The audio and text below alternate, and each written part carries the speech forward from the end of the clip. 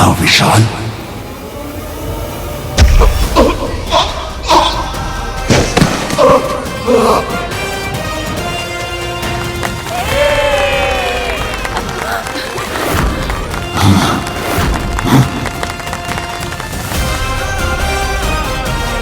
नहीं नहीं नहीं, क्षमा कर दो मुझे।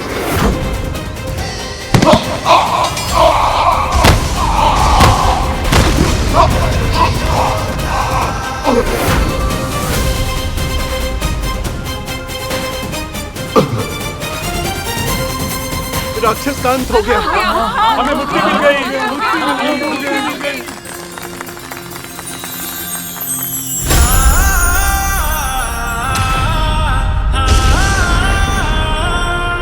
भगवान ने हमारी प्रार्थना सुन ली। हाँ, भगवान ने हमारी प्रार्थना सुन ली। भगवान स्वयं दूत बनकर आए हैं, वो देखिए।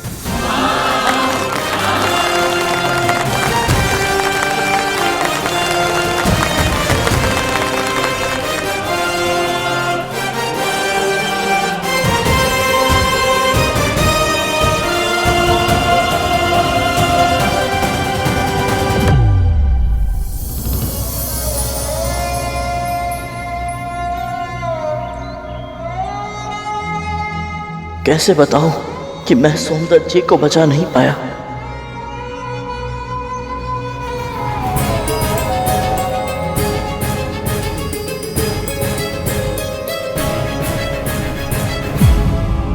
स्वामी,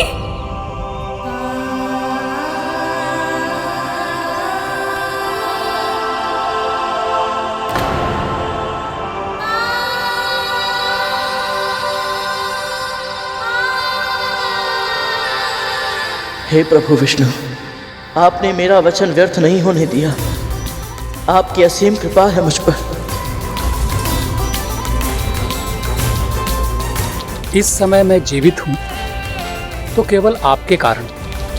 यदि मैं आपके किसी काम आ सकूं तो मुझे बहुत प्रसन्नता होगी। एक कार्य है जो केवल आप ही कर सकते हैं सोमदत्त जी। हाँ हाँ। मेरी माँ और विमाता ने जीवित पुत्री का व्रत रखा है। यदि आप उसके लिए मुझे मरुए का आटा देते तो। बस इतनी सी बात। जाओ लेकर आओ जल्दी।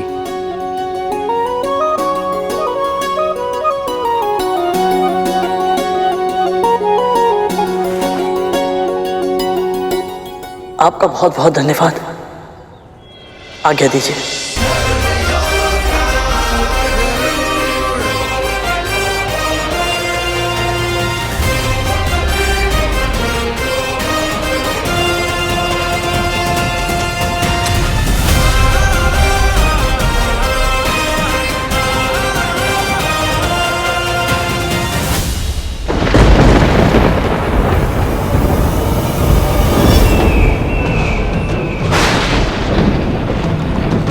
इस परछाई को देखकर मुझे पुनः भय का आभास क्यों हो रहा है?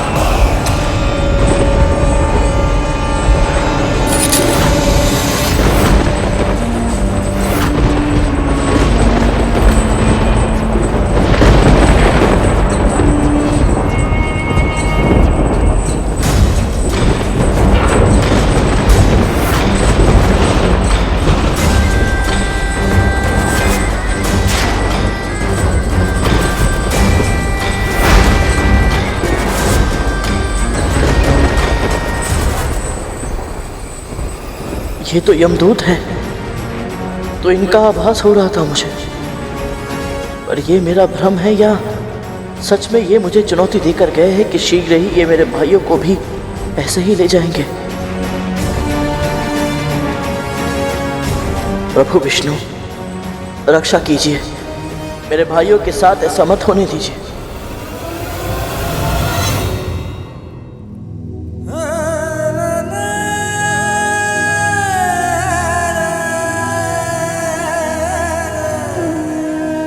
का स्वास्थ्य तो बिगड़ता ही जा रहा है भैया। आपको क्या लगता है मां का व्रत सफल होगा? तू कल्पना भी नहीं कर सकता कालिया कि एक बड़े भाई को कितना कष्ट होता है जब उसे अपने छोटे भाई को यह कहना पड़े कि जो तू प्रश्न पूछ रहा है उसके उत्तर नहीं है मेरे पास। यही सत्य है।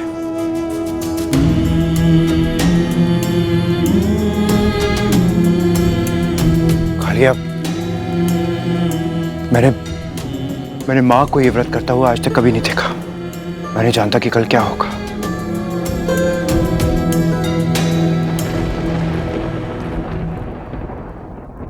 जानते हो भैया, यदि धूमल अभी बोल सकता तो क्या बोलता? यही कि दासी मां भी ये व्रत रख रही है, इसलिए इस व्रत की सफल होने की आशा और भी अधिक है।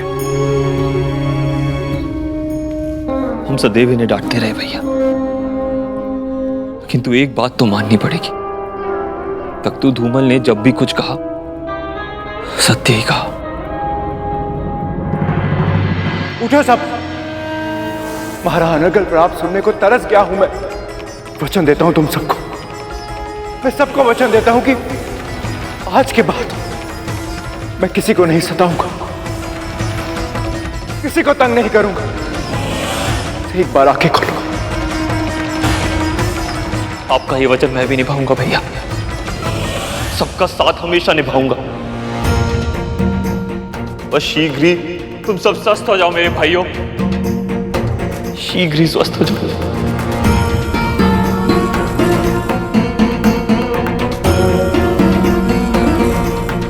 इन दोनों के मन में पीड़ा का ऐसा बवंडर उठ रहा है,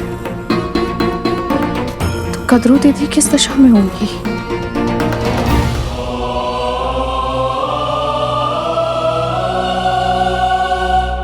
सूर्यदेव ने हमारे अरुण को अपने रथ का सारथी बना लिया है। सच? हाँ विंता, बिल्कुल सच। तुम अब प्रतिदिन अपने पुत्र की लालिमा का अनुभव कर पाओगी और वो भी तुमको देख सकेगा। मैं ये भूल गई थी कि तू यदि विंता को नित्य देखता होगा तो तेरी दृष्टि मुझ पर भी पड़ती होगी ना। विंता ने कभी दोष नहीं दिया मुझे अरुण, किंतु तेरे मन में मेरे लिए कितना आक्रोश होगा।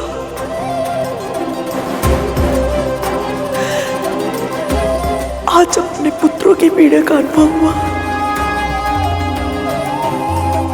तो ना जाने क्यों मुझे तेरा स्मरण आया।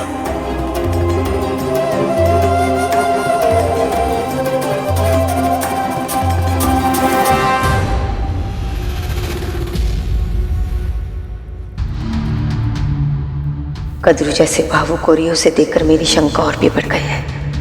यदि इसका और विंता का व्रत सफल हो गया तो कहीं ऐसा ना हो कि ये दोनों फिर से एक हो जाए, क्योंकि ऐसा हुआ तो इसका परिणाम बहुत घातक होगा।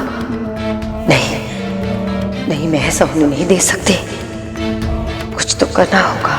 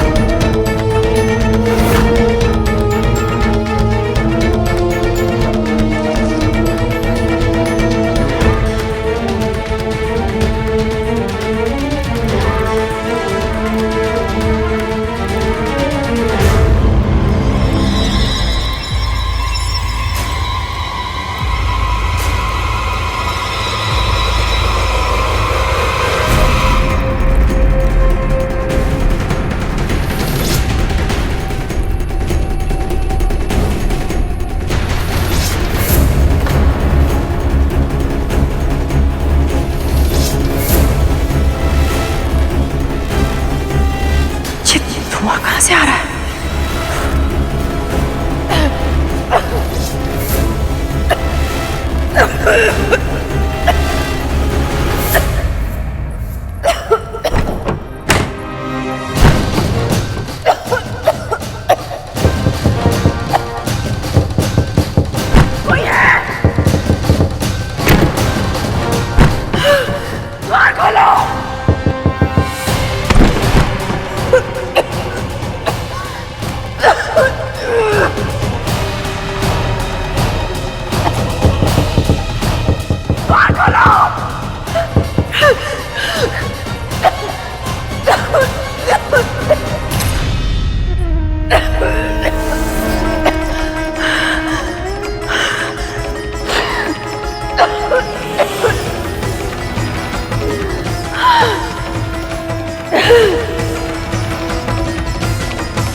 बस एक बार कद्रू जल पी ले तो इसका जीवित पुत्रिका का व्रत टूट जाएगा।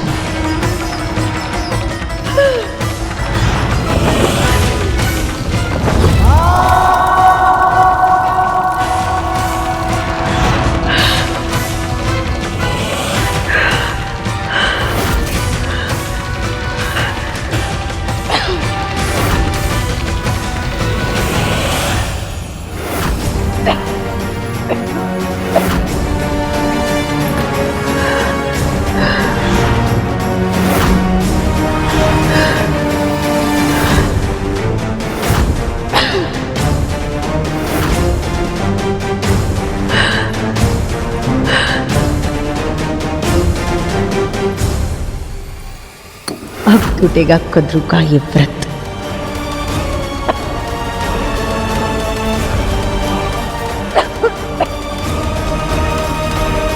दीदी,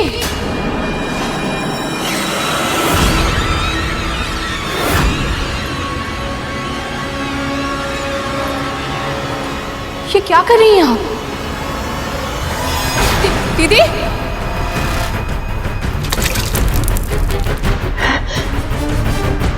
दीदी,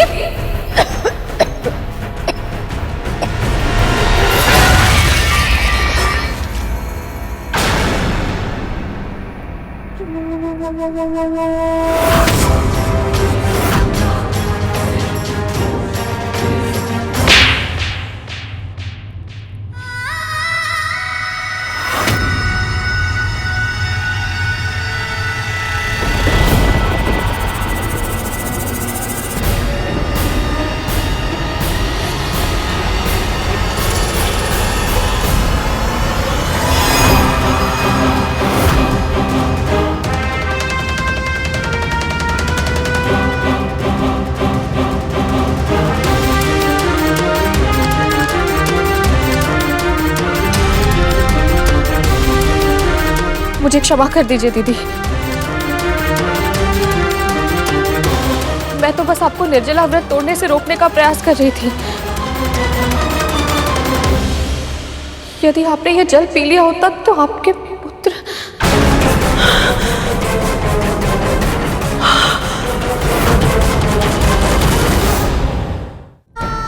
निर्जला व्रत, जीवित पुत्र का व्रत, मेरे पुत्र।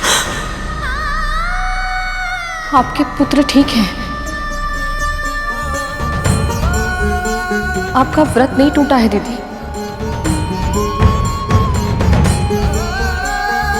पर आप पर हाथ उठाकर आपको जो कष्ट मैंने पहुंचाया है उसके लिए मुझे क्षमा कर दीजिएगा।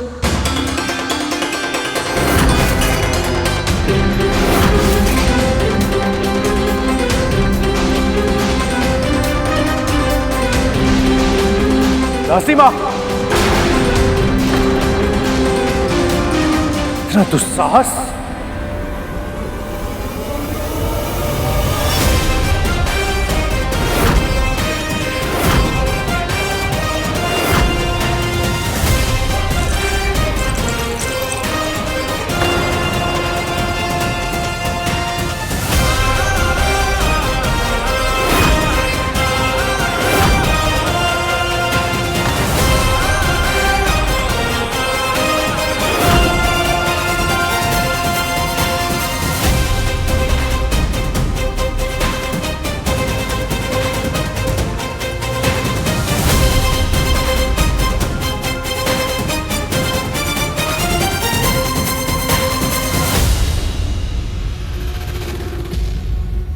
क्या लगता है तुझे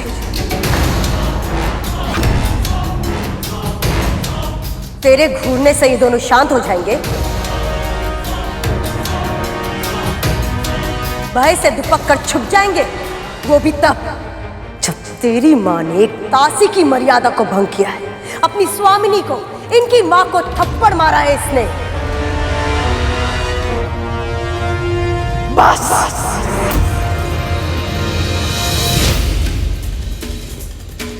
सब शांत। कद्रू, इसने, इस दासी ने तुझे थप्पड़ मारा तो मुझे शांत होने के लिए कह रही है? क्षमा कर रही हूं इसे।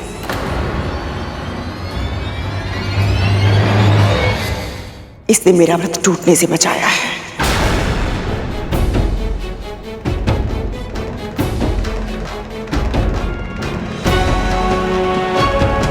अचानक ही मुझे भीषण प्यास लग गई। सत्य कहूं तो मैंने संयम खो दिया था। यदि विंता आज मुझे नहीं रोकती तो मेरे पुत्र। किंतु माँ, आपको अचानक से इतनी प्यास क्यों लगी?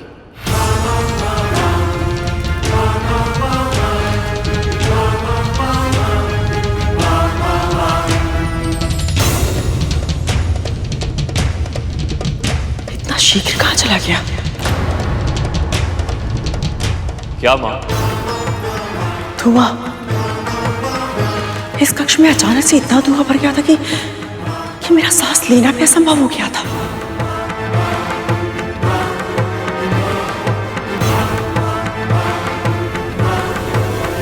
और उस धुएं के कारण मुझे तीव्र खांसी हुई।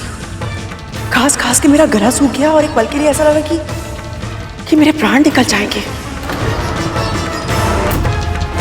तभी मुझे जल दिखाई दिया और एक क्षण के लिए भूल गई मैं कि मेरा व्रत है। पर कक्ष में इतना धुआं हुआ कैसे मां?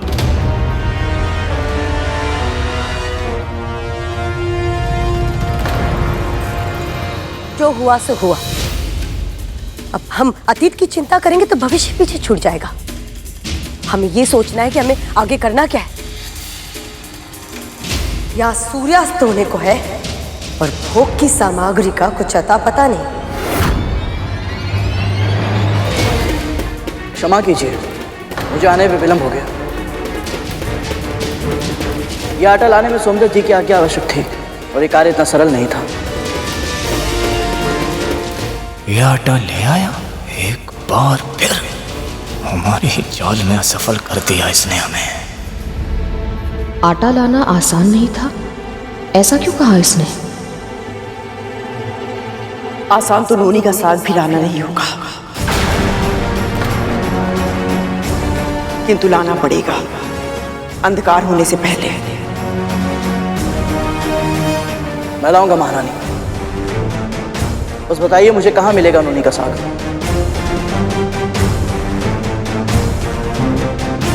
उसे लेने के लिए तुझे महर्षि अगस्त्य के आश्रम जाना होगा।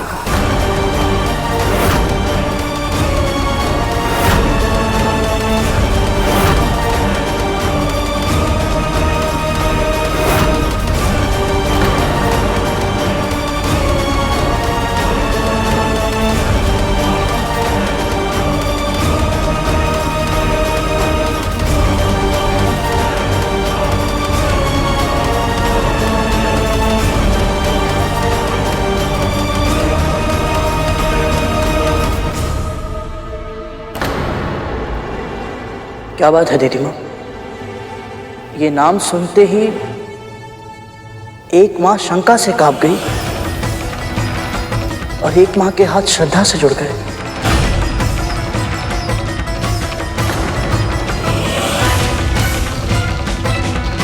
कौन है महर्षि अगस्त्य?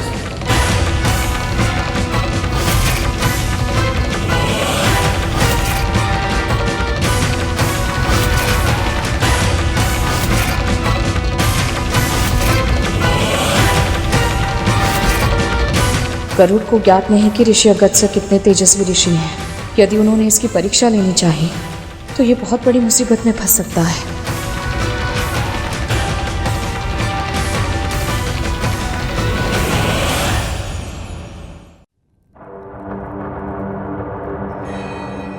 विंता, मैंने तो सुना था कि तूने अपने पुत्र को ज्ञान ध्यान की सारी बातें बताई हैं, फिर भी इसे अगस्त्य महर्षि के बारे में नहीं पता, जिसके सामने पर्वत भी झुक जाते हैं। पर्वत भी झुक जाते हैं? तब तो ये महर्षि सचमुच अद्भुत है। इनके बारे में बताइए ना दीदी माँ। सप्त महान ऋषियों में से एक है महर्षि अगस्त्य।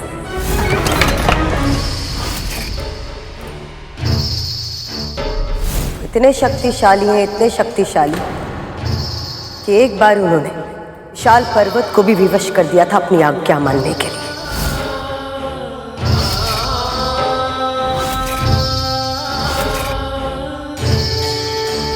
हम सब मानते हैं कि हिमालय सृष्टि का सबसे ऊंचा पर्वत है। उसका स्वभाव ही है प्रतिदिन थोड़ा थोड़ा बढ़ना। एक दिन विंध्याचल पर्वत को हिमालय से इतनी ईर्ष्या हो गई कि उसने हिमालय से भी ऊंचा होने का हठ ठान लिया और तीव्र गति से बढ़ने लगा। शीघ्र ही विंध्याचल इतना शक्तिशाली और इतना ऊंचा हो गया कि उसने संसार का भ्रमण करते ही सूर्य को रोक दिया और पृथ्वी के आधे भाग पर सदैव प्रकाश रहने लगा और शेष आधा भाग सदा सदा के लिए अंधकार में डूब गया। ऐसी स्थिति में जीवन का विनाश होने लगा। पेड़ पौधे सभी प्रकार के प्राणियों का अंत होने लगा। ऐसे में देवताओं को भीषण चिंता होने लगी और वो उपाय की खोज में ब्रह्मदेव के पास जा पहुंचे।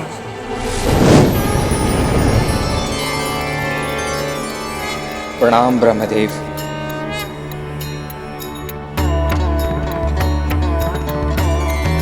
मैं तो केवल सृष्टि का सृजन करता हूं।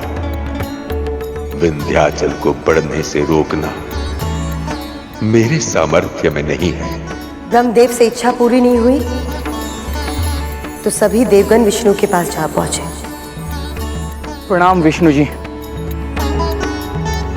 सृष्टि में जो होता किसी न किसी कारण से ही होता और इसीलिए आपकी समस्या का समाधान करना मेरे लिए संभव नहीं।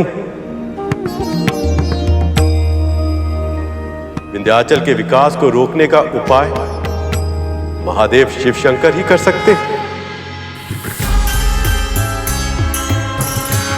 संपूर्ण ब्रह्मांड में केवल एक ही महात्मा है जो पृथ्वी पर छाए इस संकट का समाधान कर सकते हैं और वो है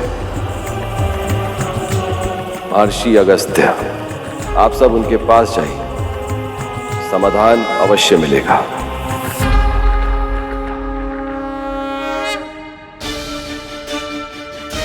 प्रणाम अगस्त्य ऋषि। विंध्याचल से भी बड़ा उसका अहंकार है। एक बार वो अहंकार समाप्त हो जाए तो आपकी समस्या अपने आप समाप्त हो जाएगी। पर उसका ये अहंकार समाप्त कैसे होगा?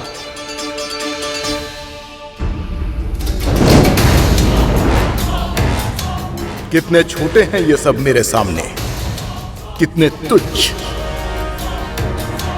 ओम नमः शिवाय, ओम नमः शिवाय, ओम नमः शिवाय, ओम नमः शिवाय, ओम नमः शिवाय, ओम नमः शिवाय। मैं इतना विशाल हूं और मेरी ओर आंख उठाकर भी नहीं देखा। ओम नमः शिवाय, ओम नमः शिवाय। अवश्य ही ये कोई बहुत सिद्ध महान ऋषि हैं।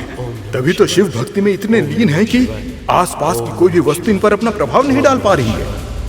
ओम नमः शिवाय। यदि इनका मुझे आशीर्वाद मिल जाए तो मेरा प्रभुत्व तो और भी अधिक बढ़ जाएगा। ओम नमः शिवाय। अभिवादन स्वीकार कीजिए महर्षि। ओम नमः शिवाय। अभिवादन स्वीकार कीजिए महर्षि।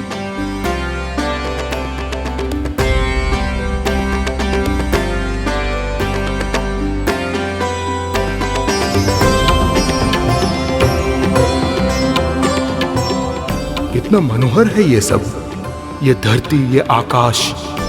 इन्हीं सब से तो मेरी सुंदरता भी है। ऋषि श्रेष्ठ, मुझे दर्शन देने के लिए आपका बहुत बहुत धन्यवाद।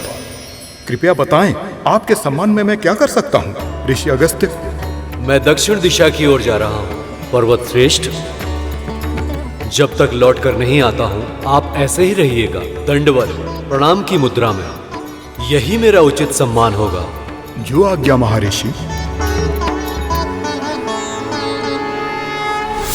महर्षि अगस्त्य ने उस दिन के बाद फिर कभी विंध्याचल पार नहीं किया।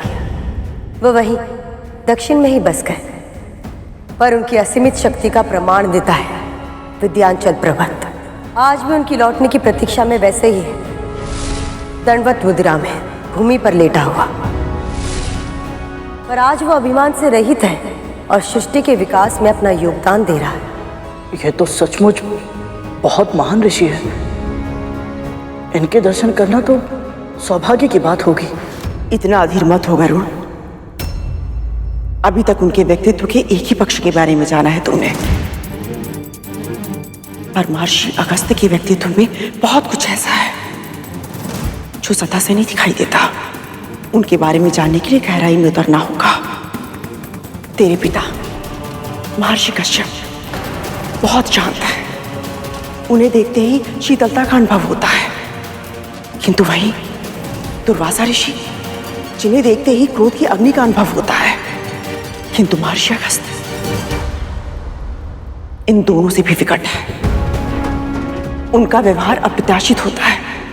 वो कब क्या करेंगे, किस पर प्रसन्न होंगे, किस पर क्रोधित होंगे और किसको अपना वरदान देंगे और किसको अपना श्राप, इसका अनुमान लगाना असंभव है।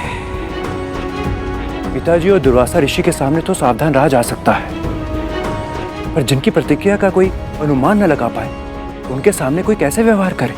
यही भूल उन दोनों ने भी की थी। आतापी वातापी के साथ क्या हुआ था, स्मरण है ना दीदी? ये कथा तो हमने भी नहीं सुनी माँ, बताइए ना, कौन थे आतापी वातापी? आतापी वातापी दो राक्षस थे। दोनों ने संसार में अपना आतंक मचाया हुआ था। एक दिन एक व्यापारी अपने घर लौट रहा था। उसे देख आतापी वितापी ने अपना रूप बदला और मायावी शक्ति से उस व्यापारी के साथ छल किया। फिर आतापी ने बोला, लगता है आप बहुत दूर से आ रहे हैं। मैं इस बकरे को खाने ही जा रहा था, वो तो शिव की कृपा से आपके साथ भेंट हो गई। आपको खाना खाने पीना नहीं जाने दूंगा मैं यहां से। मेरी कुटिया निकट ही है, आप आइए मेरे साथ।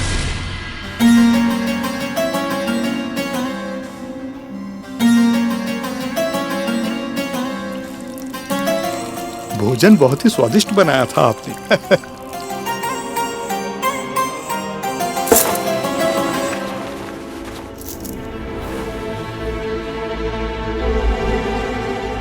ये आपके लिए छोटी सी भेंट। बकरा बड़ा था, भोजन स्वादिष्ट, और भेंट ये इतनी छोटी सी। वातापी, समय हो गया।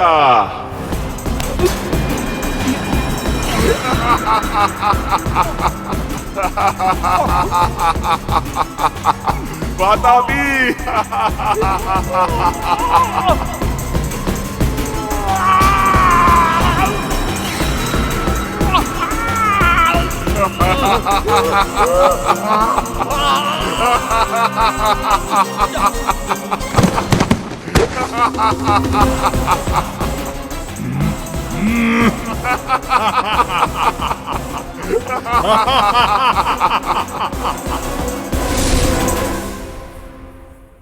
ये तो विचित्र माया है। पर माँ, महर्षि अगस्त्य की कथा का इनके साथ क्या संबंध है? एक दिन महर्षि अगस्त्य भी उसी मार्ग से जा रहे थे। ओम नमः शिवाय, ओम नमः शिवाय। तभी आतापी वातापी की दृष्टि उन पर पड़ी। ओम नमः शिवाय, ओम नमः शिवाय। पल भर में उनके मन में लोभ और जीवा में पानी आ गया। ओम नमः शिवाय, ओम नमः शिवाय। आतापी वातापी आज महाभोज का आनंद उठाएंगे। ये ढोल सब पेट फाड़ेंगे और स्वाद से खा जाएंगे। लगता है बहुत दूर से आए हैं ऋषिवर। देखिए, बिन भोजन मैं आपको जाने नहीं दूंगा, निकट ही मेरी कुटिया है। तो आइए।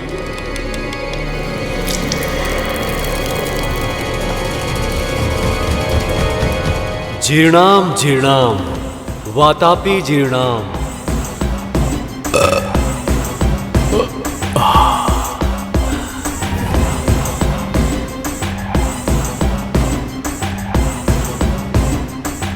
वातापी, वातापी, समय हो गया।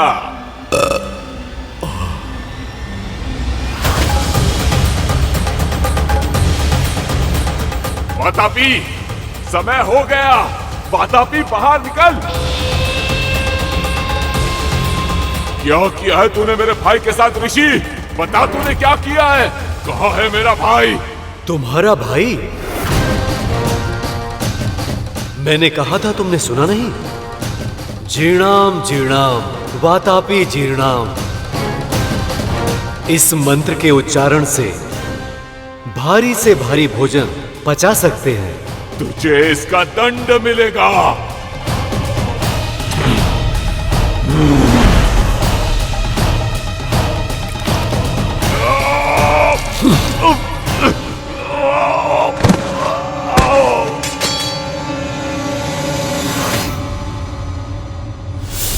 यदि अगस्त ऋषि इतने ही अप्रत्याशित हैं कि कब क्या करते हैं कहा नहीं जा सकता, तो क्या वो गरुड़ से प्रसन्न होकर इसे अपनी इच्छा से नोनी का साग देंगे?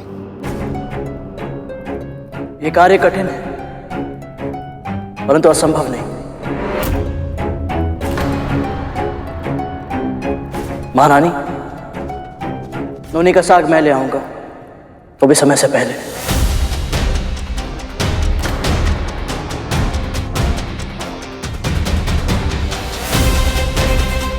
तुझे लाना ही होगा गरुड़। मेरे पुत्रों के प्राण अधर में है। अवश्य लाऊंगा महारानी, फिर चाहे मुझे अपने प्राण ही क्यों ना देने पड़े।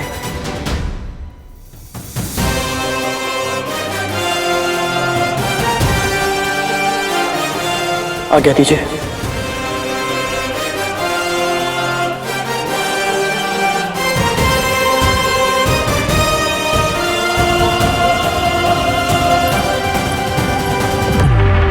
मैं गरुड़ के असफल होने की प्रतीक्षा नहीं कर सकती।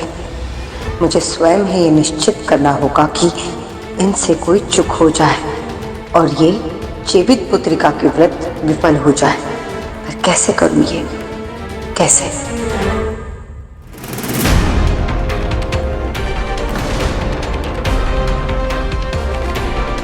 सूर्यदेव अस्त होने ही वाले हैं। मुझे शीघ्रता करनी होगी।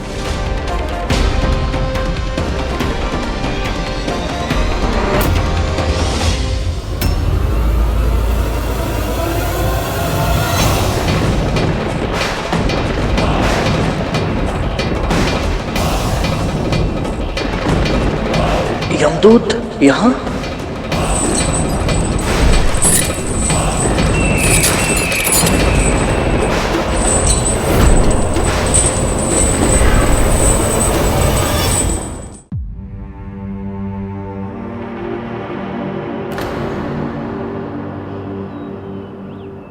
क्या देख रहा है गरुड़?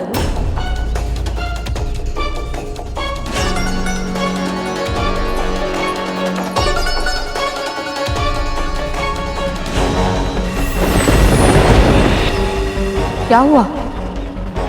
बोल। पता नहीं मां, विचित्र सा भय लग रहा है। मैं जानता हूं मैंने क्रोध में आकर अपने भाइयों को कहा था यदि उन्होंने आप पर अत्याचार किया तो मैं उन्हें ऐसी अवस्था में पहुंचा दूंगा कि वो ईश्वर से अपनी मृत्यु की कामना करेंगे। और आज जब सच में उनके प्राण संकट में है तो बोले गए शब्द धनुष से छूटे तीर की तरह होते हैं गरुड़। चाहकर भी उन्हें वापस नहीं लौटाया जा सकता। पर इस समय तो इन नकारात्मक विचारों को मन में मत आने दे। अभी जो कार्य करना है उस पर ध्यान दे। सच कहूं तो इस आपदा में भी एक वरदान मिला है तुझे। हाँ गरुड़, महर्षि अगस्त्य से भेंट का अवसर किसी सौभाग्य से कम नहीं है। जब वो तेरे सामने आए ना तो तू उन्हें दंडवत प्रणाम करना। तब तक भूमि से मत उठना जब तक वो तुझे आशीर्वाद ना दे दे। यदि उन जैसे महान ऋषि का वरद हस्त तेरे सर पर होगा तो तेरे भाइयों के साथ कोई अहित नहीं होगा। गहरी श्वास ले गरुड़, अन्य सभी चिंताओं को अपने मस्तिष्क से निकाल दे। अपने मन को विचार शून्य कर ले। केवल वर्तमान में जो कार्य करना है ना उस पर ध्यान केंद्रित कर।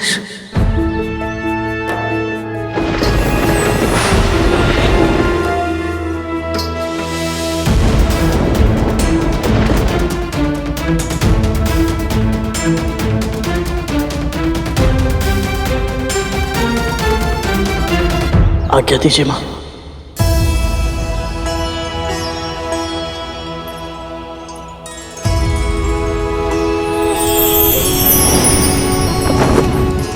हे नारायण, इसे सफल बनाइए।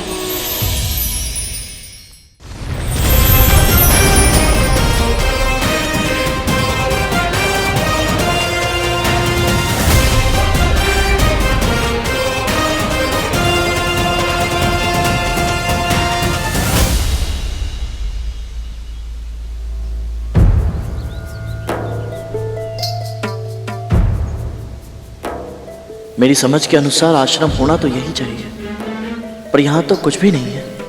ना आश्रम दिख रहा है और ना ही महर्षि और उनके शिष्य।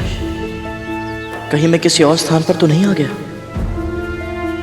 ओम नमो नारायणाय नमः। ओम नमो नारायणाय नमः। पूर्ण विश्वास के साथ से तो ये कह सकता हूं, परंतु मुझे यहाँ के वातावरण में एक विशेष प्रकार की ऊर्जा का अनुभव हो रहा है।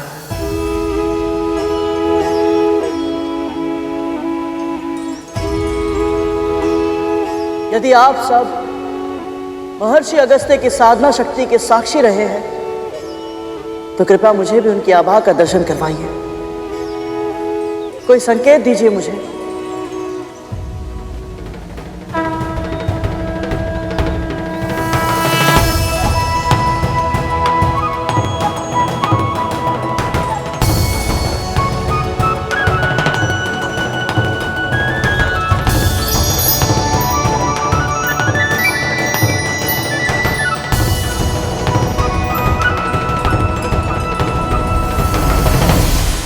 इसका अर्थ यह है कि मैं सही स्थान पर हूं।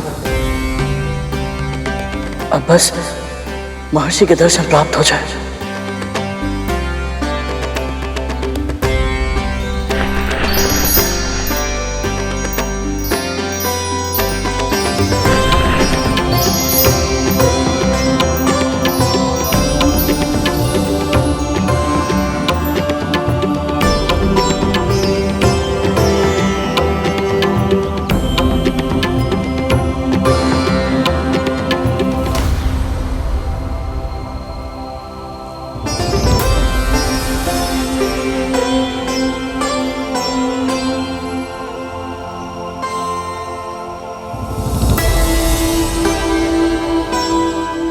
ओम नमः शिवाय। ओम नमः शिवाय। ओम नमः शिवाय। ओम नमः शिवाय। ओम नमः शिवाय। ओम नमः शिवाय। ओम नमः शिवाय। ओम नमः शिवाय। ओम नमः शिवाय। ओम नमः शिवाय। ओम नमः शिवाय। ओम नमः शिवाय। ओम नमः शिवाय। ओम नमः शिवाय। ओम नमः शिवाय।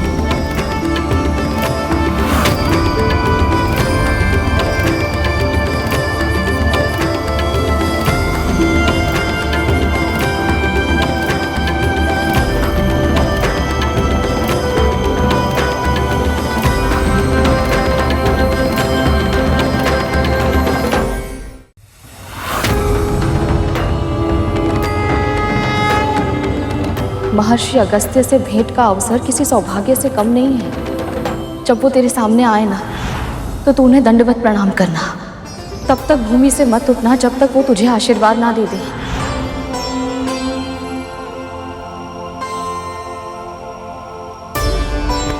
प्रणाम महर्षि। उठो बालक। क्षमा कीजिए, परंतु जब तक आप अपना हाथ मेरे शीश पर आशीर्वाद के रूप में नहीं रख देते मैं नहीं उठूंगा।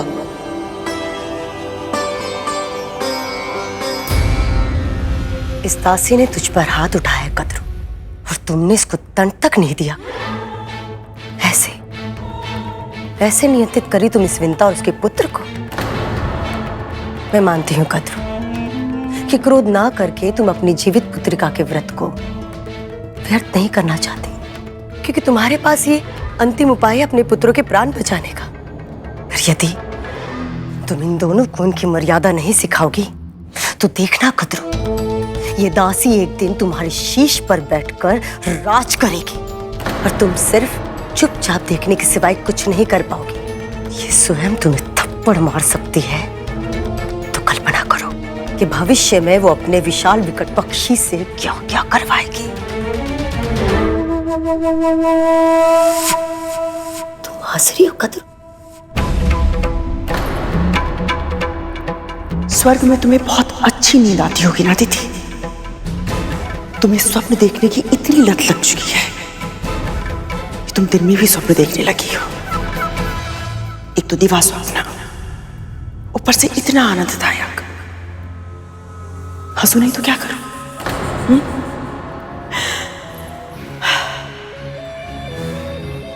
मैं तो कल्पना भी नहीं कर सकती कि ये तब्बू विंता, जिसका हर दूसरा शब्द क्षमा कर दीजिए से प्रारंभ होता है, वो कभी मेरे सामने शीश उठाकर राज भी कर पाएगी। वो मेरे समक्ष एक चींटी के समान है। जैसे एक चींटी अपने भार से सहस्त्र गुना अधिक भार उठाकर चलती है, वैसे ये भी कभी अपराध बोध का, कभी अपने वचन का, कभी अपनी अच्छाई का और कभी दया का बोझ उठाकर शीश पर लाद कर चलती है। ये मेरे सामने अपना स्वर उठाए, असंभव है। ये असंभव।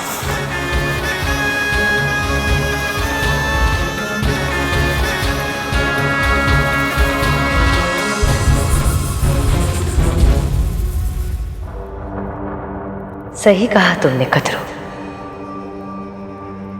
ये विंता एक चींटी जैसी ही है,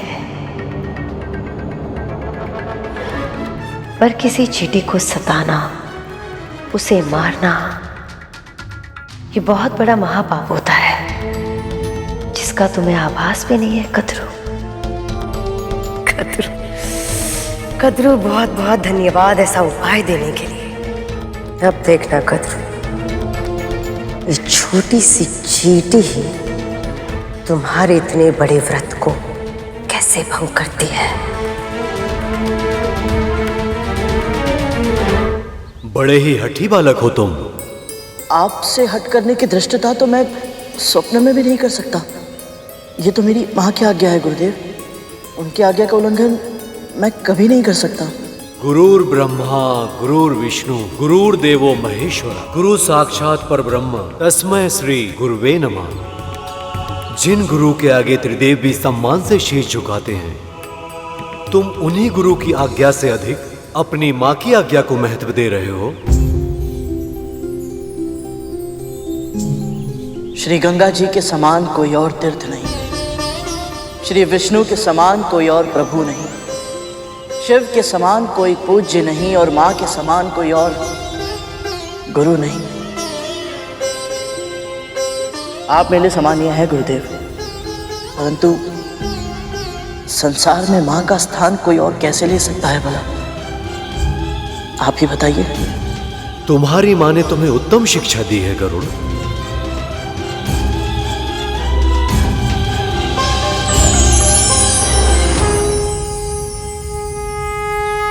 कल्याण हो गरुड़।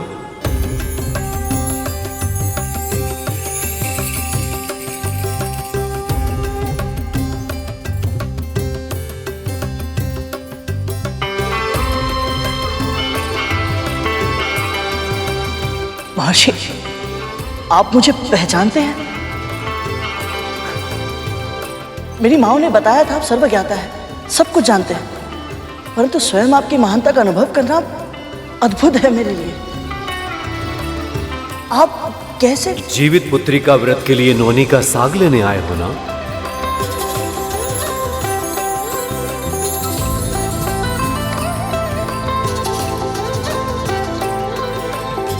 ये रहा, ले लो।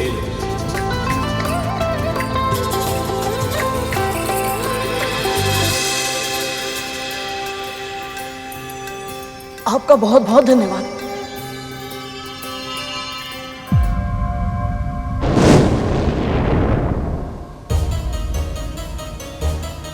महर्षि,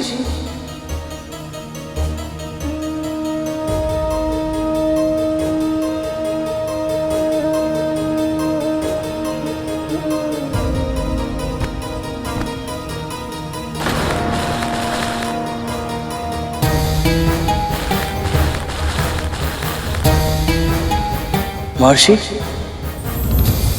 सही टोकरी पहचान लो और नोनी का साग लेकर जाओ।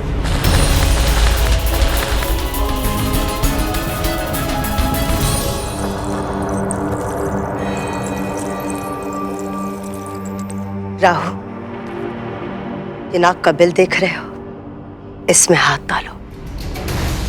माँ, अब मैंने क्या किया? मुझे किस दोष का दंड दे रही हैं? दोष दंड क्या कह रहे हो तुम? माँ ये दंड ही तो है। मैं नागों के बिल में हाथ डालूंगा तो नाग डस लेंगे मुझे। नाग डसने के लिए बिल में भी तो होने चाहिए ना राहु। वो महल में है, अपने अर्धमृत्यु भाइयों की सेवा कर रहे हैं, समझे?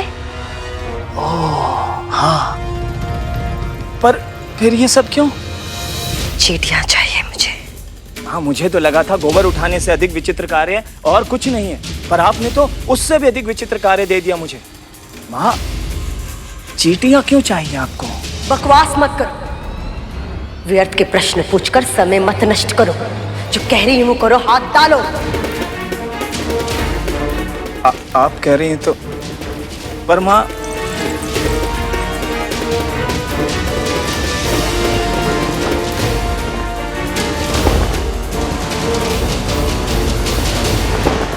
छी, माँ चींटियां कैसे चल रही है मेरे तन पर?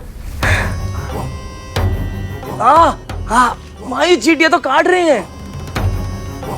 यही तो उनकी सुंदरता है, किसी भी सतह पर चलने लगती है, बिना किसी स्वर के और बिना किसी का ध्यान आकर्षित किए। चुपचाप शीघ्र करो राम।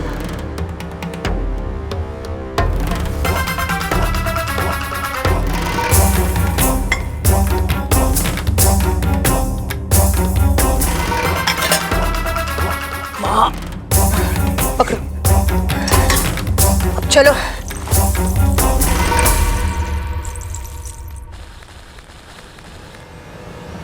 ये कैसा खेल है? महर्षि ने तो पूरी तरह से भ्रमित कर दिया।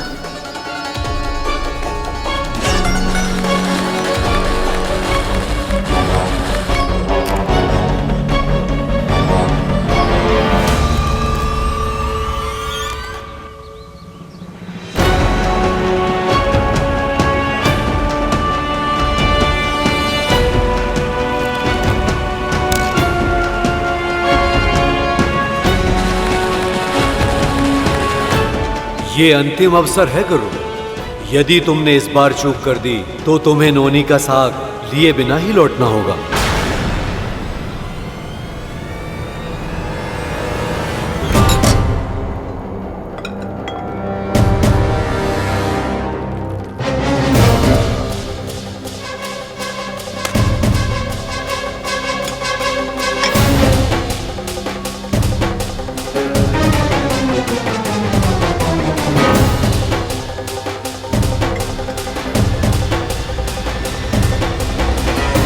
माता कद्रू के कक्ष में एक गुड़ का टुकड़ा क्यों फेंका है माँ ने?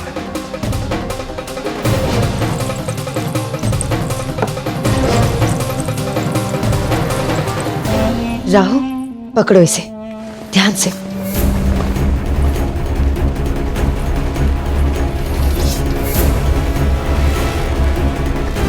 अच्छा अब समझा।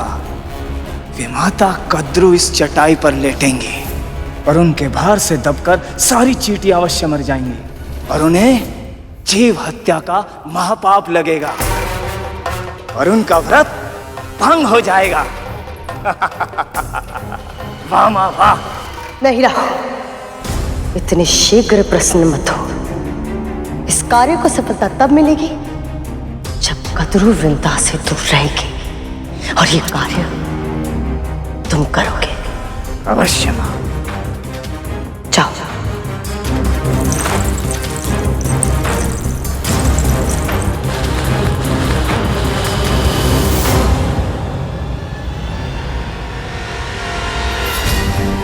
सूर्यदेव भी अब किसी भी क्षण अस्त हो जाएंगे। क्या करूं मैं? गहरी श्वास ले गरुड़। अन्य सभी चिंताओं को अपने मस्तिष्क से निकाल दे। केवल वर्तमान में जो कार्य करना है ना, उस पर ध्यान केंद्रित कर।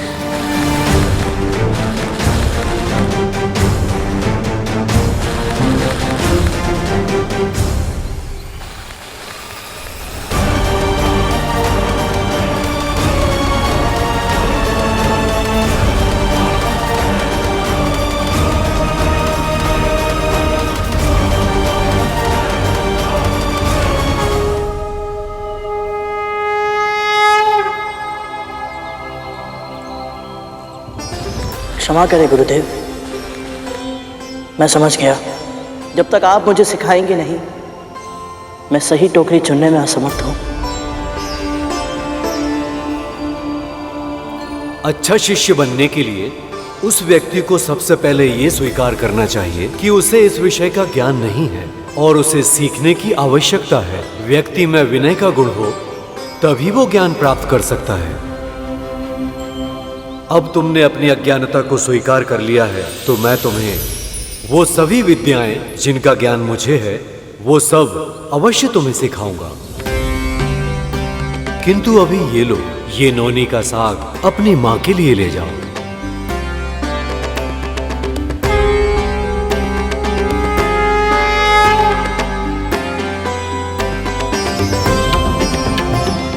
आपका बहुत बहुत धन्यवाद महर्षि।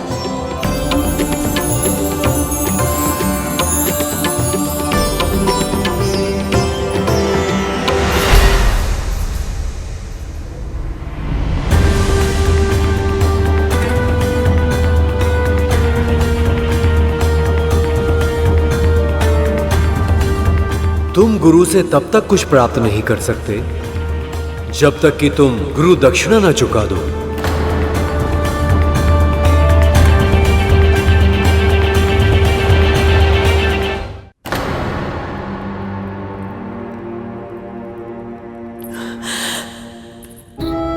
मैं जानती हूं आज तुम सब बहुत कष्ट में हो। जीवन के लिए इतना संघर्ष करना होगा, कभी सोचा भी नहीं होगा तुम सबने।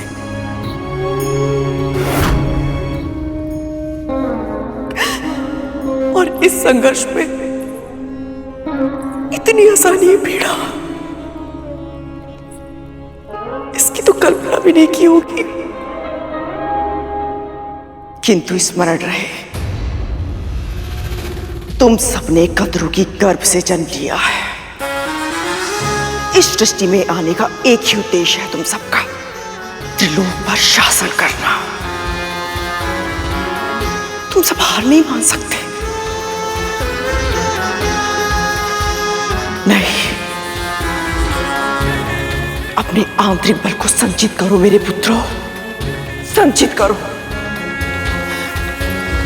शीघ्र ही मेरा व्रत पूरा हो जाएगा, तुम सब फिर से जी उठोगे।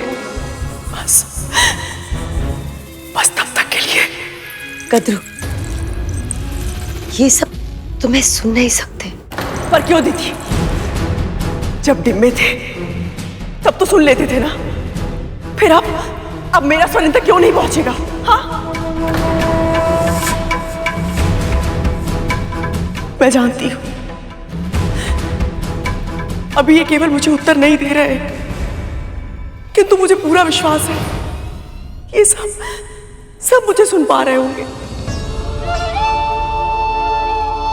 कद्रू, तुम्हारे मन में जो बवंडर उमड़ रहा है उसका अनुमान है मुझे, पर यदि तुम पीड़ा में इस तरह डूब जाओगी तो तुम्हारे पुत्र को स्थिति से बाहर निकलने के लिए जो उपाय है, तुम्हारा व्रत कैसे कर पाओगी? पूरे दिन से तुम कितना थक गई हो, तुम्हें आभास भी है नहीं ना? और कल तुम्हें ब्राह्मणों का भोज का आयोजन भी तो करना है। अब चलो कद्रू, विश्राम करो। मां, मैं जानता हूं आपका मन विचलित है, पर मां, तन को नींद की आवश्यकता होती है। अभी आपका व्रत समाप्त नहीं हुआ, कल आपको ऊर्जा की अधिक आवश्यकता पड़ेगी। जी मां, अपने लिए ना सही, हमारे लिए, हमारे भाइयों के लिए स्वयं के ऊपर इतना अत्याचार मत कीजिए मां। चलिए तनिक विश्राम कर लीजिए। चलिए मां।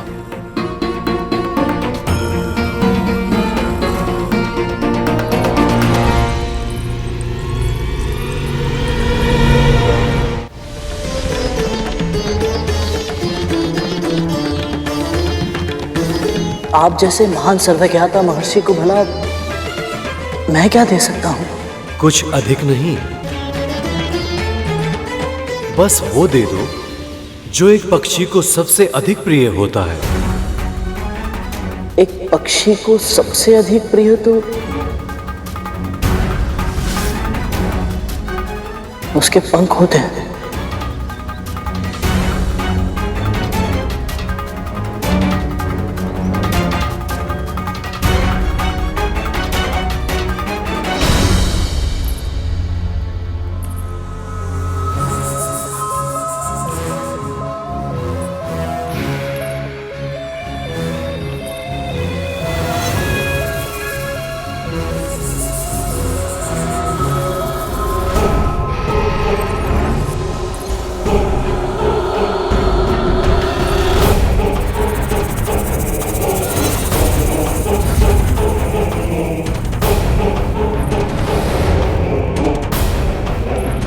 जैसे ही कद्रू इस आसन पर विश्राम करेगी, उसके भार से अनेक चींटियां मर जाएंगी और जीवित हत्या के दोष में उसके जीवित पुत्रिका का व्रत टूट जाएगा।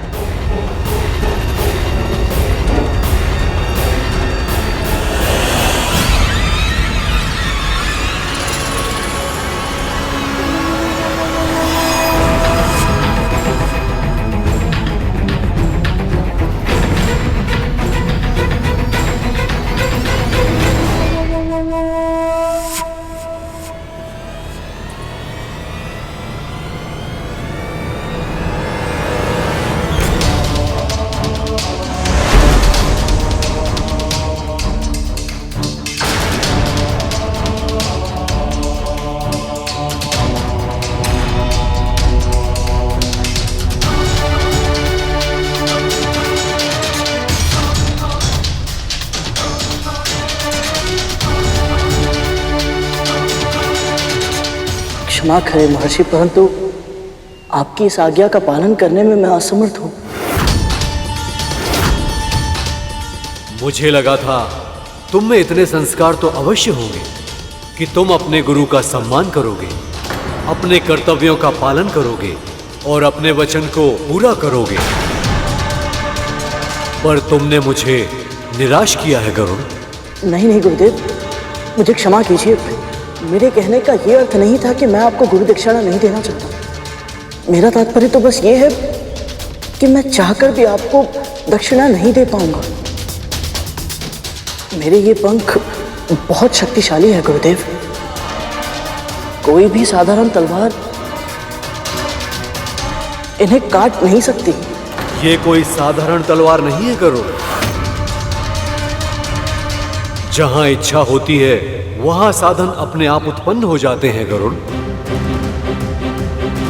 इस संसार में ऐसी कोई वस्तु नहीं जिसके सामने इस तलवार की धार हार जाए।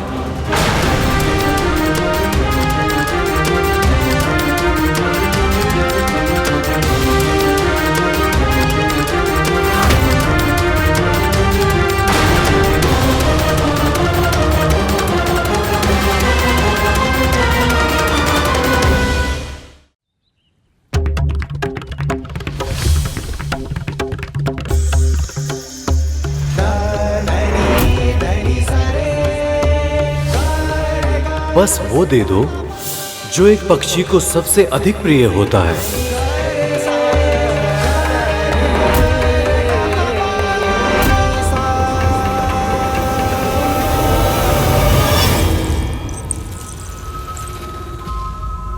प्रभु,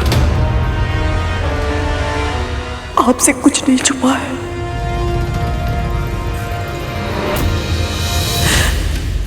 आप स्वयं जानते हैं कि ये व्रत मैंने बहुत मन से किया है।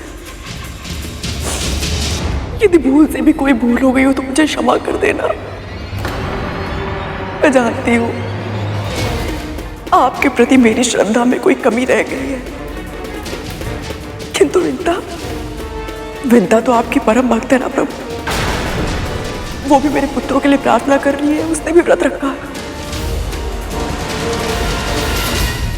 विंता की पुकार सुन लीजिए प्रभु, सुन लीजिए। क्योंकि यदि मेरे पुत्रों को कुछ हुआ तो उसका भी पुत्र जीवित नहीं रहेगा। कद्रू,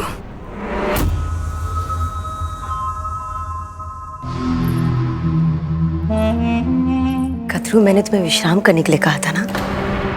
अवश्य करूंगी, किंतु जाप करने के बाद।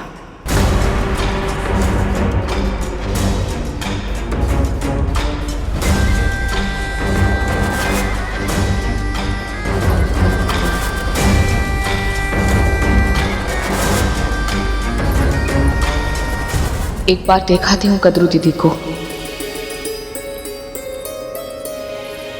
जाप कितनी बार करोगी? 108 बार। 108 बार? कम है ना 108 बार? 1008 बार करूंगी।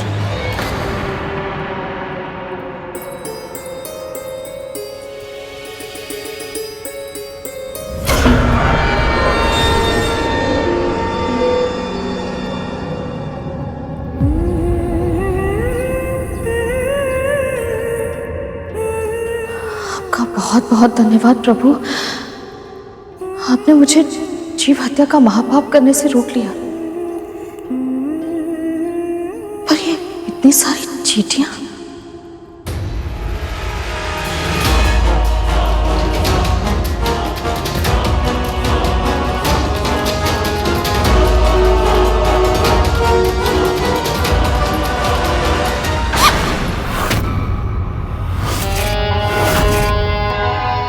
कुछ खाने को मिलेगा विमाता? हाँ,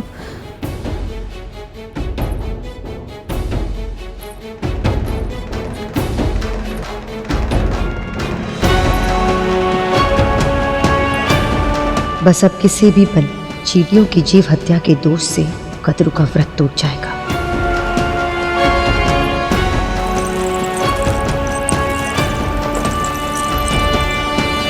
ये तो चटाई के कोने पर जाप करने बैठ गए, जहाँ चींटियां है ही नहीं। यदि इसका व्रत पूरा हो गया तो मेरी सारी योजना व्यर्थ हो जाएगी।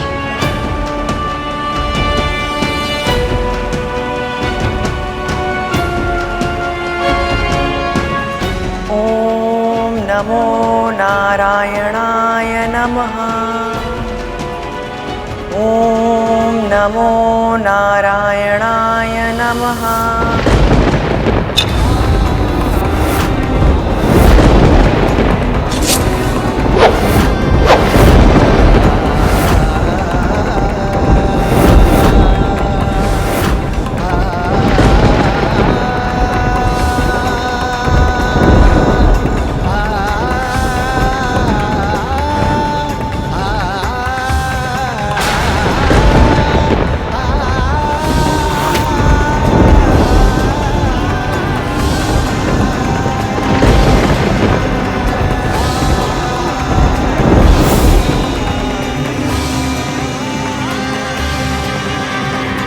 आप फिर से अरुण भैया के जन्म के दिन के बारे में सोच रही हैं ना माँ?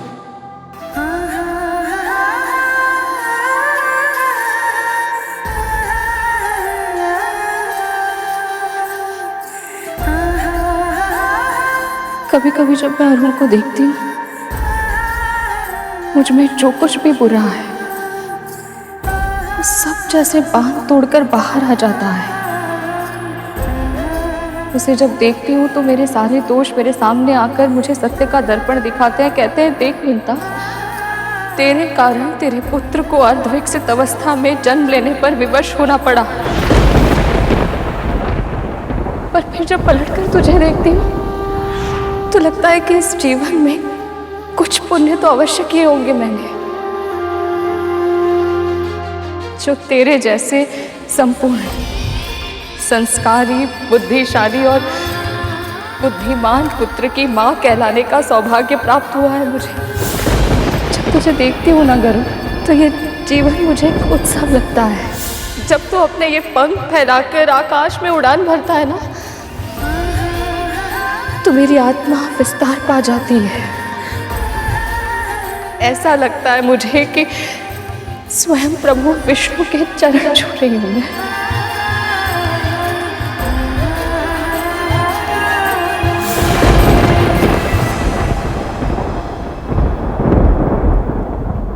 पंख कट गए तो मैं अपनी माँ को दास्ता से मुक्त कैसे करा पाऊंगा? अपने भाइयों को दिया वचन कैसे निभा पाऊंगा, पिताजी की आशाओं को पूरा कैसे कर पाऊंगा। और सबसे आवश्यक तो ये है कि बिना पंखों के मैं समय से पहले महल कैसे पहुंच पाऊंगा, ताकि मेरी दोनों माओं का व्रत सफलतापूर्वक पूरा हो जाए और मेरे नाग भाइयों के प्राणों की रक्षा हो पाए।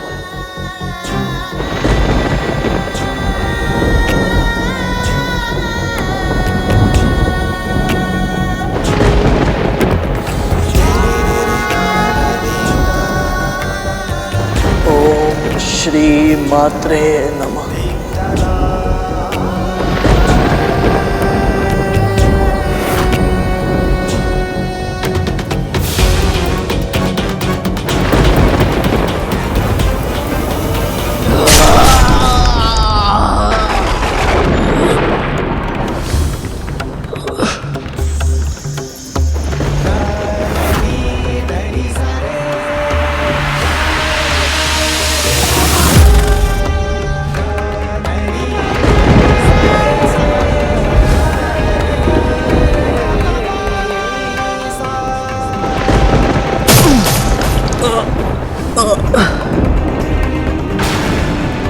हे नारायण, मुझे अचानक इतनी पीड़ा क्यों हो रही है?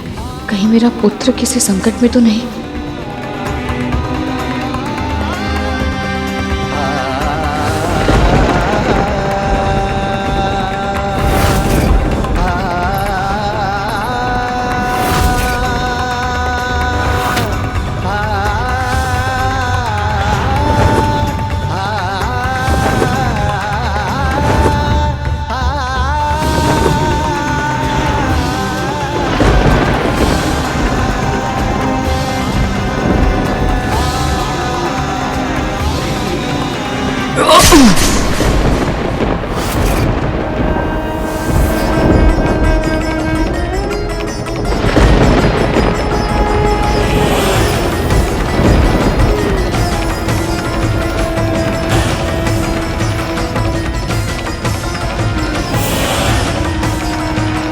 मैं आपको वचन देता हूँ भैया, मैं माँ को दास्ता से मुक्त अवश्य कराऊंगा। वचन देता हूँ मैं।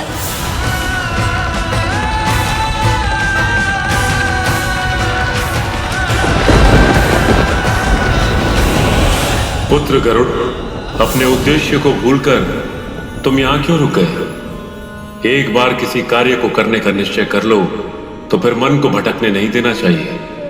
जाओ और अपने लक्ष्य को पूरा करो।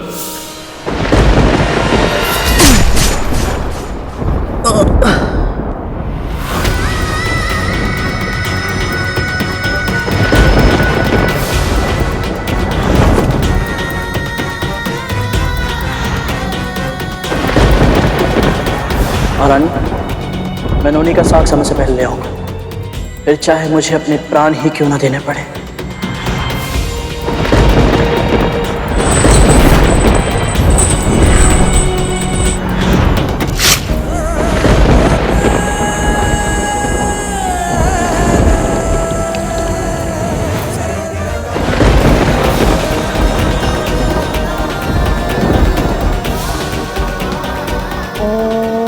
नमो नारायणाय नमः।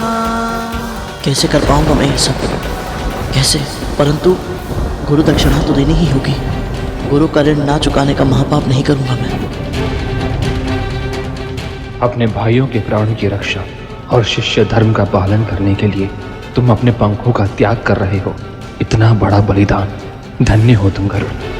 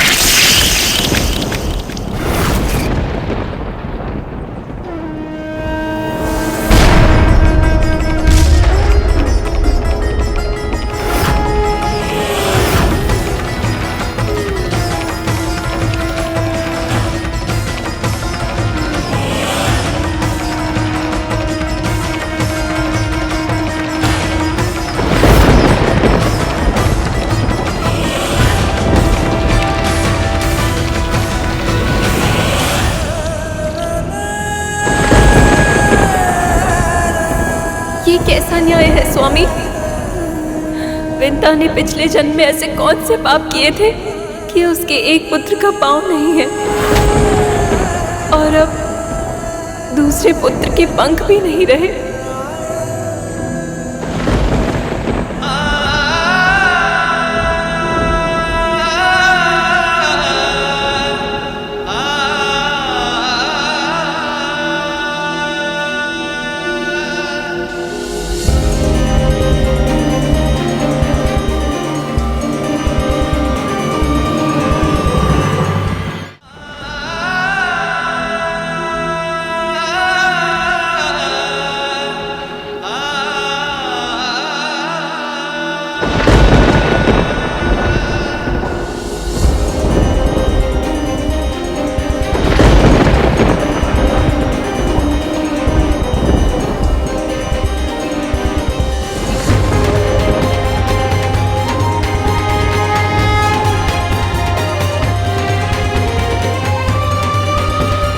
तूने क्या किया भाई?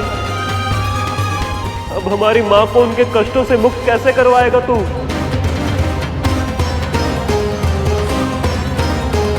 तुमने अपना वचन निभाकर अपने हाथों से ये पंख काटकर मुझे प्रसन्न किया है गरुड़। मैं तुम्हारी गुरु दक्षिणा स्वीकार करता हूं।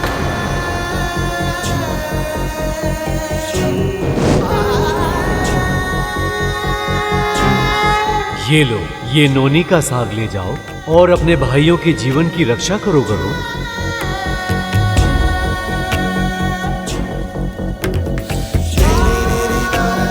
मैं तो बस कुछ ही क्षणों के लिए गरुड़ से मिली थी स्वामी। केवल कुछ समय के लिए भाभी माँ सुना था मैंने। इसकी भाभी माँ होने का अनुभव किया था, और फिर भी इसे इस दशा में देखकर मेरा हृदय फटा जा रहा है।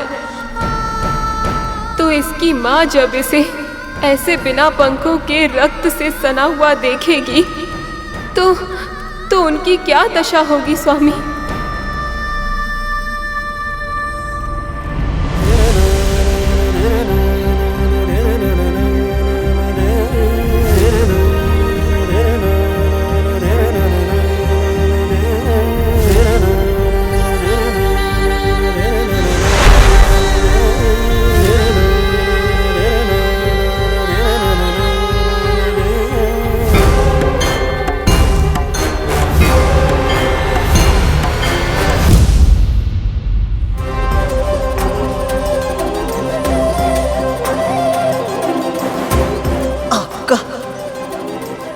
बहुत बहुत धन्यवाद गुरुदेव।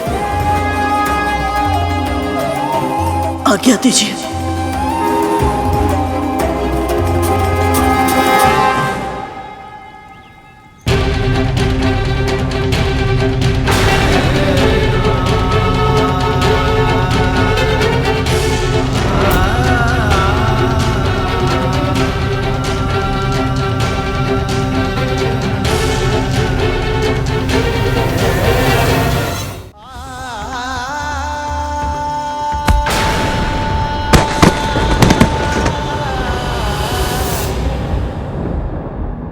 मैं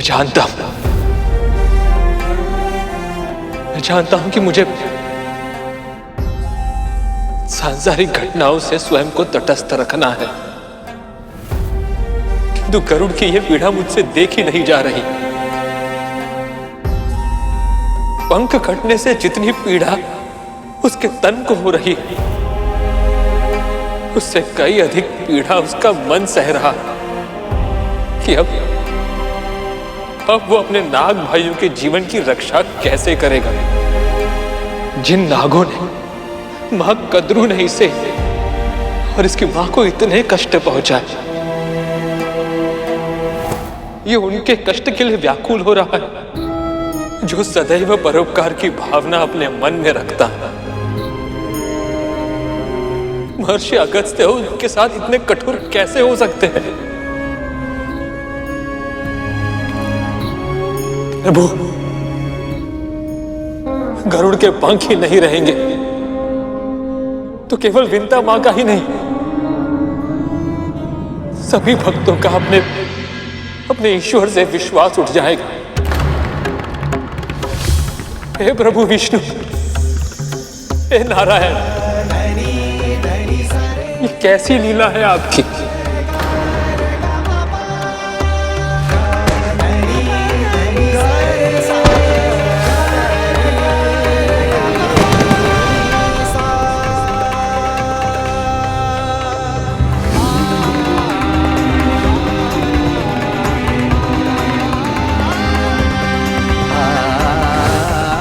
तो क्या बिना पंखों के मेरे तन में तनिक भी शक्ति नहीं है?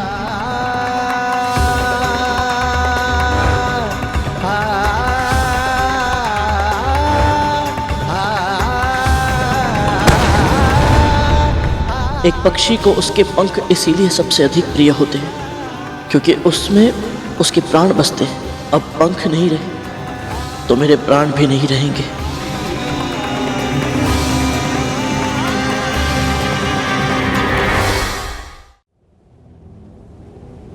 क्षमा कीजिएगा माँ,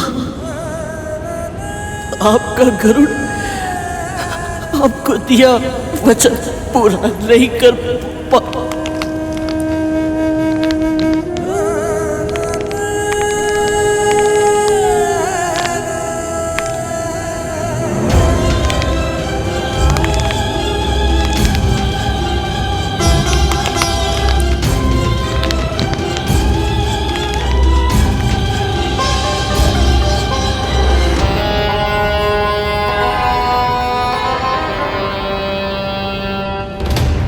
विमादा, और भोजन दीजिए ना।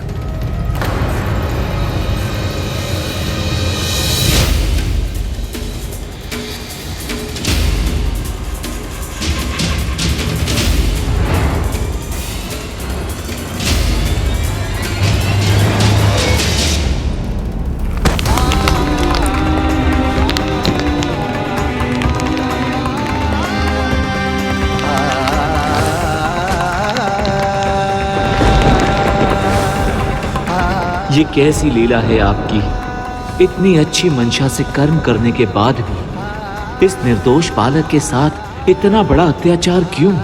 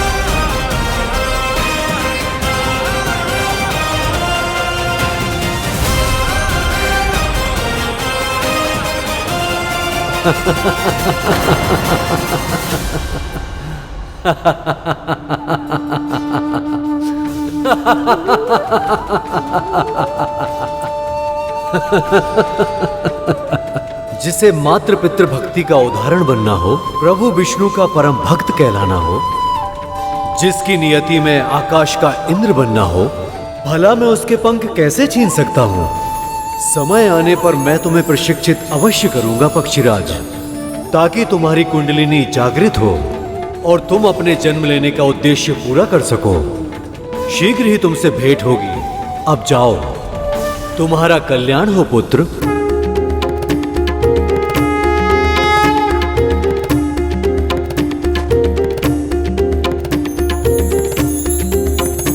यशस्वी होगा।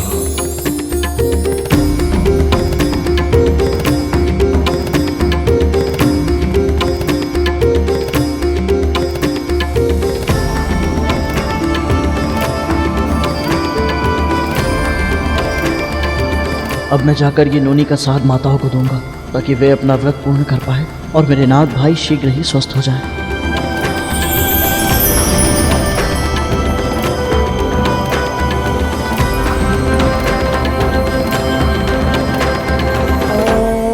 नमो नारायणाय नमः। ओम नमो नारायणाय नमः। ओम नमो नारायणाय नमः। गुड़ को कतरू के निकट कर देती हूँ ताकि चींटियां भी उसके निकट चली जाए। ओम नमो नारायणाय नमः। ओम नमो नारायणाय नमः।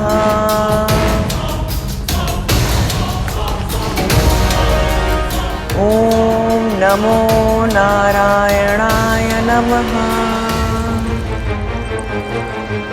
ओम नमो नारायणाय नमः। अब देख कतरू, तेरे नारायण भी तुझे इस हत्या के पाप से बचा नहीं पाएंगे।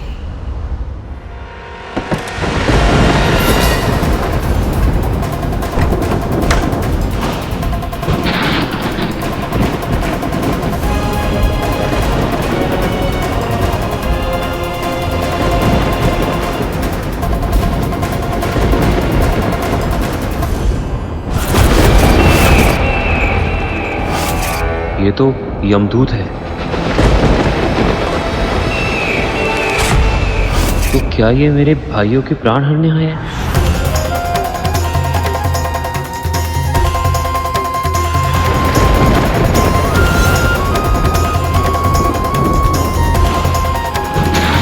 कालिया,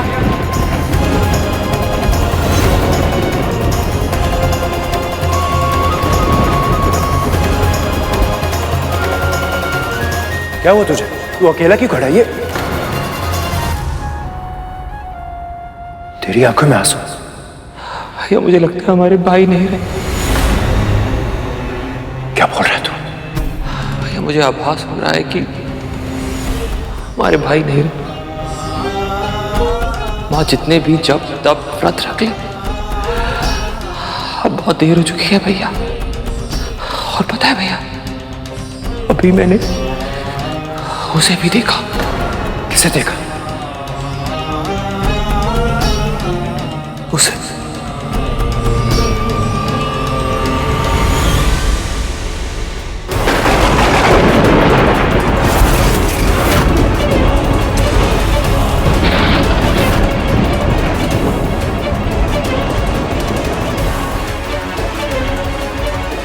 भैया,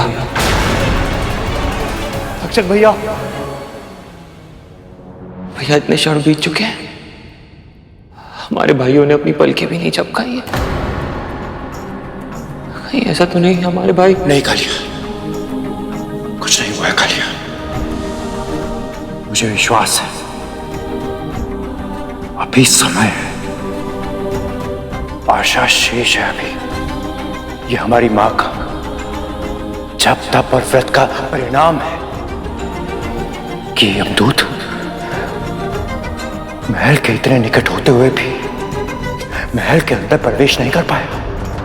और यदि हमारी मां का व्रत सफल हुआ तो ये कभी महल में प्रवेश नहीं कर पाएगा कालिया। सत्य क्या भैया आपने?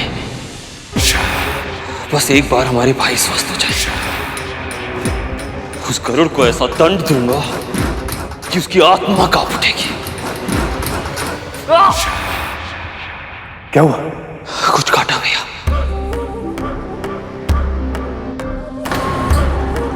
लगता है किसी चींटी ने काटा है। नहीं कालिया, नहीं। यदि तूने जीव हत्या की तो इस चींटी के प्राण लेने के लिए यमदूत को महल में प्रवेश करने का अवसर मिल जाएगा। और एक बार ये प्रवेश कर गया तो सही कहा भैया आपने, सही कहा। पर ये एक चींटी नहीं है, तो चींटियों का समूह है। ये आ कहां से रही है? ये जा कहां रही है?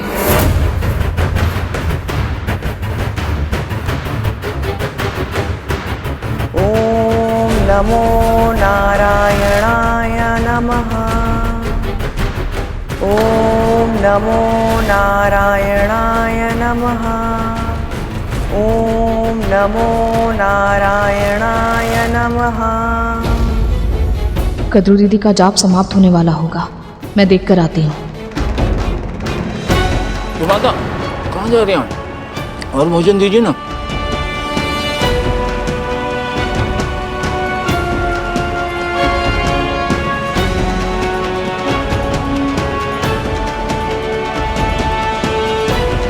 ओम नमो नारायणाय नमः।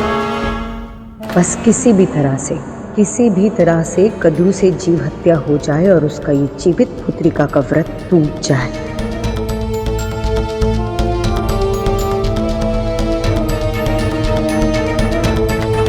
अब तुम विश्राम करो। लाओ माला मुझे दे दो।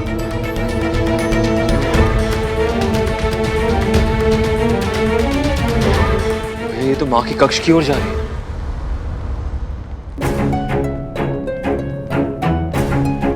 ये दोनों इतनी शीघ्रता में कहाँ जा रहे हैं? सब ठीक तो है?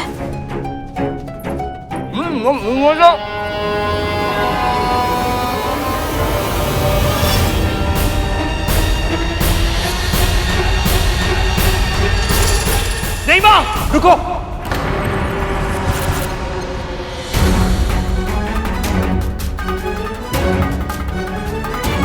आपके कक्ष में चींटियां हैं। झरोखे से सीधा आपकी चटाई के नीचे आई।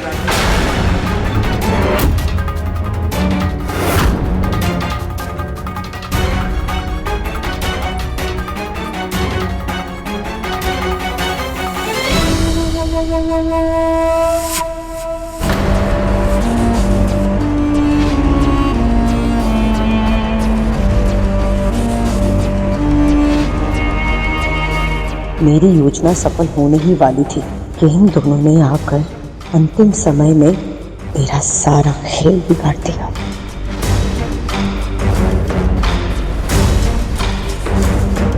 ये देखिए माँ,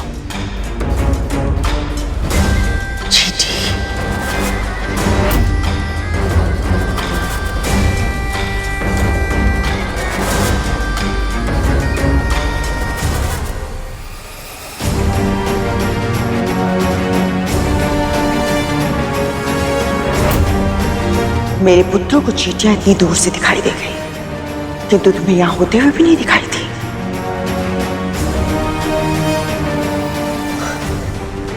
कद्रू तुम इतनी सुंदरता से माला जप रही थी, मैं बस तुम्हें देखती रह गई। समय इसके साथ है, क्योंकि इस समय से कुछ नहीं कह सकती मैं। क्रोध में कहे अपशब्दों से व्रत टूटने का भय है।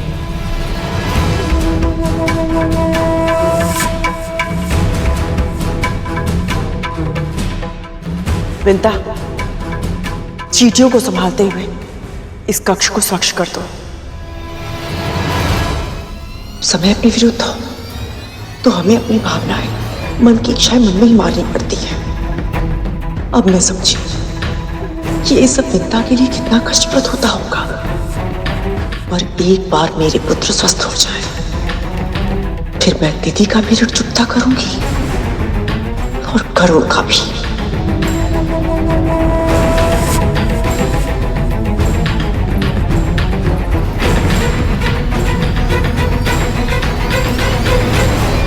बस अब गरुड़ शीघ्र ही नोनी का साग ले आए ताकि आगे के अनुष्ठान की तैयारी हो सके।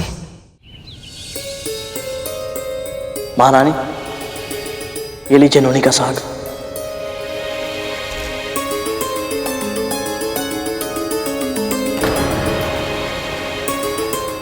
तू नोनी का साग ले आया? वो भी महर्षि अगस्त्य से? इतनी शीघ्र?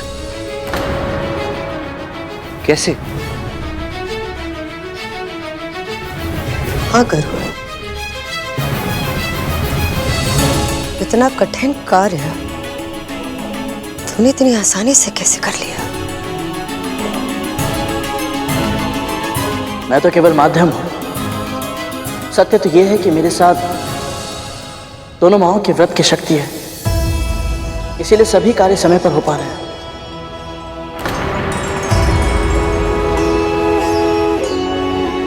अब सभी बाधाएं दूर हो गई हैं माँ। अब तो व्रत का भोग बन पाएगा ना माँ। अब आप मुझे ये बताइए कि मुझे अब क्या करना है। तो कुछ नहीं करेगा, जो करना है मैं करूंगी। कुछ ही क्षण में सूर्योदय होने को है। विंता और कद्रू को सूर्य को अर्घ देकर ब्राह्मणों को भोजन कराना होगा, तब जाकर उनका व्रत पूर्ण होगा। और ब्राह्मणों को निमंत्रण देने मैं जाऊंगी ताकि वो यहाँ आकर भोजन कर सके। नहीं दीदी माँ, मेरे होते हुए भला आप क्यों कष्ट करेंगे? निमंत्रण मैं दे आता हूं। अभी नोनी का साग लाते समय निकट ही नदी के किनारे मैंने बहुत बड़े ऋषि और उनके शिष्यों को देखा था। बस बस बस, तो कहीं नहीं जाएगा। मैं जाऊंगी ब्राह्मणों को निमंत्रण देने।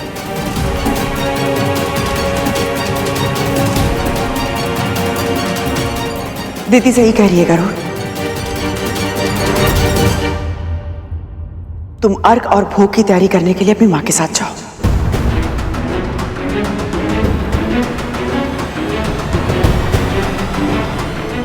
चल गरुड़।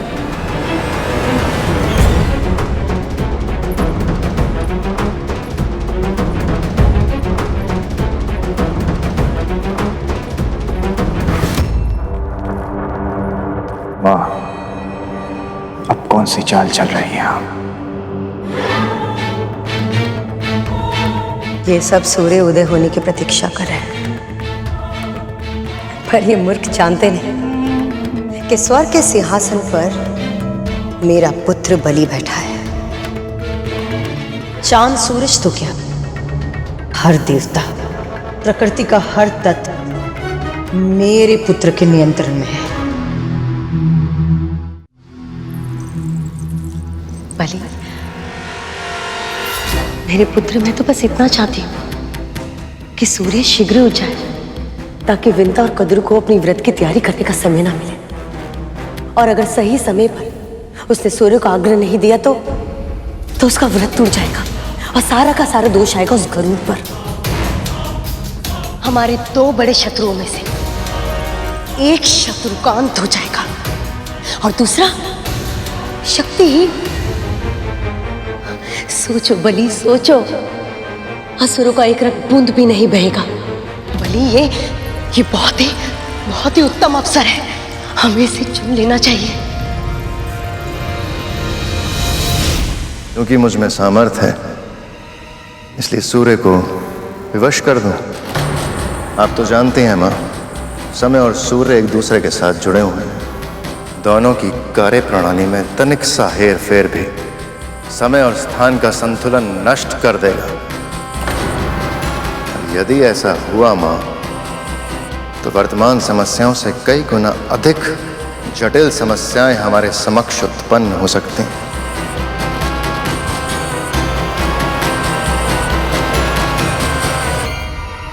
तुम बहुत सोचते हो बलि, बहुत सोचते हो, दूसरों के बारे में स्वयं से ज्यादा। कभी कभी तो मुझे लगता है कि तुम्हें सारे गुण केवल अपने पिता के, अपनी मां का एक भी गुण नहीं है तुम में। मैं आपको दुखी नहीं करना चाहता मां, किंतु आप जो कह रही हैं वो भी उचित नहीं है।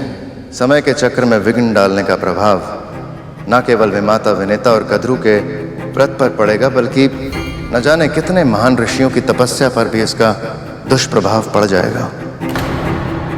और माँ, इस समय स्वयं महर्षि दुर्वासा अपने शिष्यों के साथ उसी स्थान में है।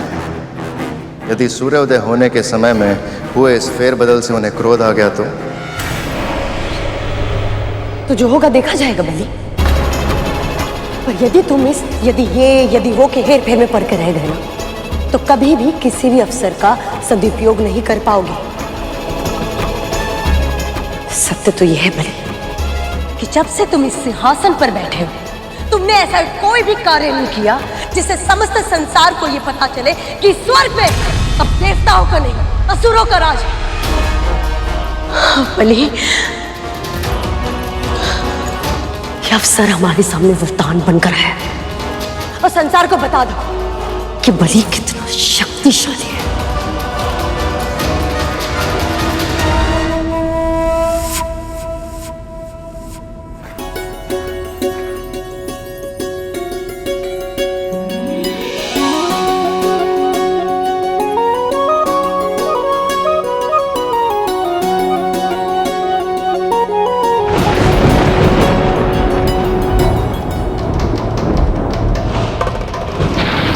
यमदूत यहाँ?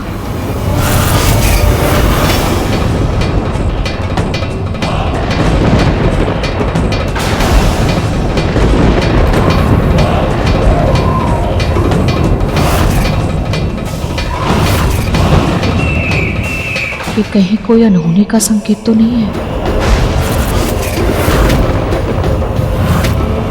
अभी तो व्रत भी संपन्न नहीं हुआ। इनका आना कहीं घायल नागों के प्राणों पर संकट तो नहीं?